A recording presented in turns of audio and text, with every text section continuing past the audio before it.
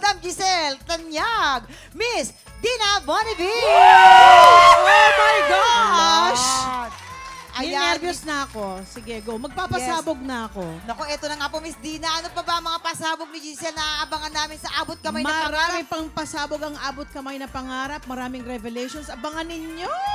Yes! Merong malapit ng ikasal. Malalaman kung kaninong anak ang alin. Ay, may kakasal! Sinong biglang magkakampihan na hindi nyo ina-expect? Ay, naku! Bukan lang kami. Everyday, 2:30 po ng hapon, araw-araw sa GMA, abot na kamay na pangarap. Ay, exciting! Abot kamay na pangarap pala. Ayan na. Pero tignan natin kung may mga pasabog din na magaganap ngayong umaga. Miss D, magpapasabog ka na ba? Magpapasabog na ako! Naku, Miss D, ngayon pa lang po sinasabi ko na isang karangalan po na nakasama namin kayo dito. At Oh my God. maranasan ninyo ang aming buwisit blaster. Nakakatakot. Wala ba itong bala? Wala po, wala po. Holy water. Holy water po laman yan. Holy water. Oh, opo. Ayan, sige po kayo mag-alala. Naku, si Kuya Kim po. Safe po kayo, safe. Ano, Kuya Kim? Basta sorry na ngayon pala. Oo nga. Ngayon Peace, pa lang, ah. sorry. Sana wala itong pulbo. Walang personalan, ha? Kain ako. Puro ano Go. lang po yan, mulak enzimada. Ayan. Sorry po, Miss T. At saka mga ice buko, mga Ice ganun buko. lang. Okay, Miss D. Ready Ito na na ang iyong ako. unang sang tanong. Ito na.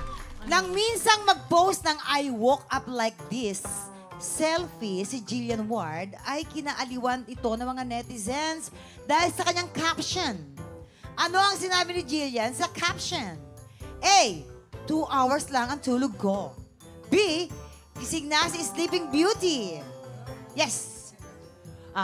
Gising na si Sleeping Beauty. Talaga. Oo naman. Yes. Yun ang caption, ah. Oo, kasi alam mo si Jillian, mahal na mahal niya yung sarili niya. Oh.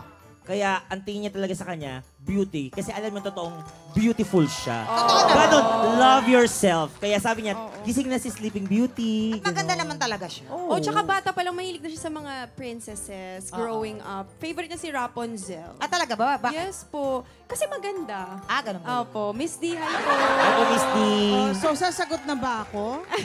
Di ba po, pakinggan natin yung mga Eto, etos pa, Dina, no? etos. Actually, Ito tunay. ang caption niya talaga ay 2 hours lang ang tulog. Yun. Si Jillian kasi, doktora nga eh. So very health conscious, kinakailangan 6 to 8 hours ang tulog niya palagi. Tama. Pero that night, kahit may cut-off siya, tinuloy niya ang taping. Kaya 2 hours lang ang taping, ang tulog Pero niya. still, she woke up like that. Woke up, Diba? ano, partida pa yun, ha? Woke Kahit up 2 like hours this. lang. Oo. Ang ganda pa rin na pagising niya. Ayun. So, Miss D, depende po sa inyo kung kanino pong paniniwalaan yung mga etusero at etusero. Maniniwala ako kay Kim. Ay! Sige. Madalas sabihin ni Jillian na 2 hours lang tulog ko, 3 hours lang tulog ko. Kaya nga siya woke up like this kahit na 2 hours lang ang tulog. Yeah. Ganda na pa rin. Manang-mana sa Tita Giselle. Yes. Yeah. Totoo naman yun. So, doon po kayo sa letter A. 2 hours ang tulog ko. Yes. Alright. Tignan natin. Kabog or sabog, 2 hours ang tulog ko in... 5, 4, 3, 2, 1.